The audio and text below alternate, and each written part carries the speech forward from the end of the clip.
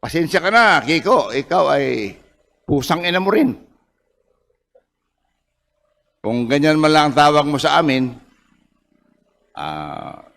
pasensyahan mo na.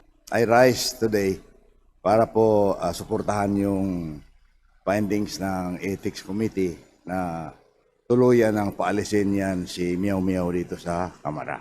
Bakit po? Habang inuusisa natin yung nangyari sa dalawang outages sa Luzon, pinatawag natin yung NGPC, Department of Energy, and para kung anong pwede natin gawin upang mapagbuti ang serbisyo ng NGPC. Ito si Kiko Barsaga, nag-post sa isang post niya noong May 15, minumura lahat ng congressmen, mga putang inang mga congressmen. Pero hindi putang ina, Madam Congressman, Madam Speaker. Pusang ina.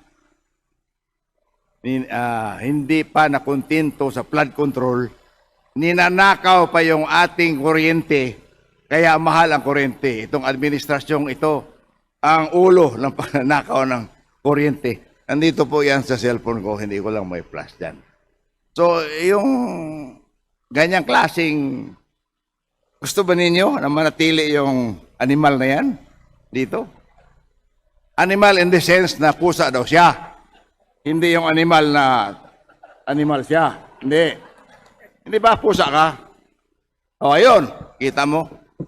So, dapat kung maaari, maraming nagdidepensa sa kanya, hindi ko rin kayo mapigilan. Ngunit, majority po sa amin, Madam Speaker, distinguished colleague sa NPC, ay sang-ayon po na patalsikin na yan at masakit ko mang sabihin, kaibigan kong matalig na kaibigan kong tatay. Kasama ko sa Natres. Habang wala siya, ako nag-preside sa Natres. Nung linapitan ako niyan, minsan, binigyan ko ng kunting payo. Ngunit, mahirap talaga payuan ang animal. Hayop pusa. Paano payuan yung pusa? And kayong lahat dito, tinatawag na pusang ina. Ano, kung gusto niyo, nasa cellphone ko yan. Oh, May 15. Post ni pusang inang Barsaga. So, wala akong magawa. I have to endorse. Dalawang GCA po sa kongresong ito. Nag-i-endorse na i-expel na yan. GCA ako, GCA din yan si Abalos. So, pasensya ka na, Kiko. Ikaw ay pusang ina mo rin. Kung ganyan man lang ang tawag mo sa amin, pasensyahan mo na. At kung gusto mo, may galit ka sa akin, may galit ka kay Chair Abalos, sabihin mo lang sa amin, anytime.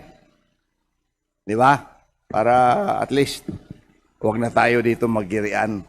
Pero huwag mong palabasin na lahat ng congressman, linagyan mo pa ng buhaya yung post mo. Na ang lahat ng congressman ay sinusuportahan. Majority Leader. What is the point of order? Bakit po? Yes, I'm raising a point of order here. And a point of propriety. Let's Propriety. not get too harsh here. I'm just quoting Let's his not words. get too harsh here. Madam The Speaker, use of the Mr. words Leader. animal, the use of the words May I ask for a minute pusang suspension? ina. Session suspended.